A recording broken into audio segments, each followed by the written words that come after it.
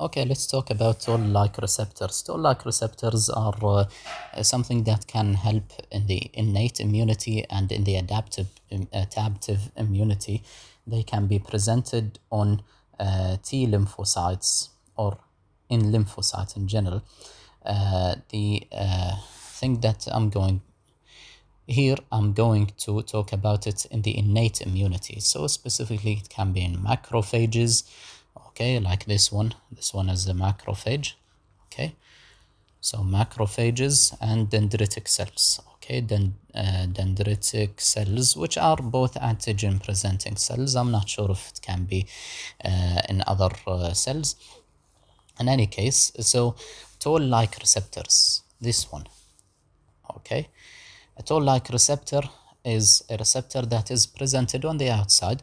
What it does is that it activates a nuclear transcription factor to basically enhance the gene expression of cytokines. So it just helps to release cytokines that activates further innate immunity, or it can probably activate the adaptive immunity. How does this work? So the receptor needs to have something to be activated by, which is the PAMPs, for example. PAMP is a pathogen, okay, like this one right here. This is a bacteria associated. So it's associated with this bacteria molecular pattern. Molecular pattern. So molecular pattern, for example, a lipopolysaccharide. Okay, so it's a sugar, it's poly, and it's has a lipo, it has a lipid on it. So it doesn't really matter. This is, for example, a lipopolysaccharide.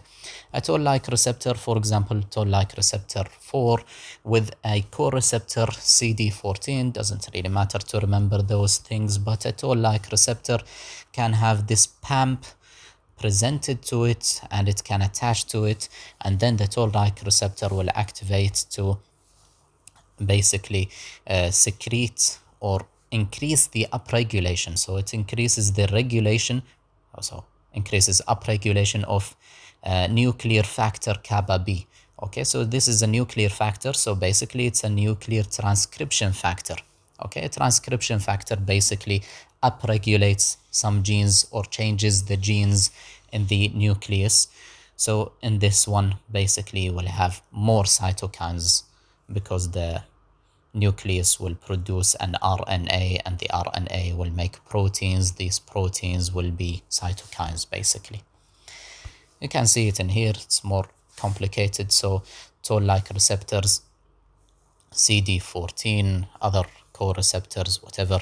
You have your bacteria, you have your PAMP, it activates it, and you have your NF kappa B, it's inactive, and then it gets activated. There are so many things that works around this, and then this is a transcription factor. It makes your cytokines, okay?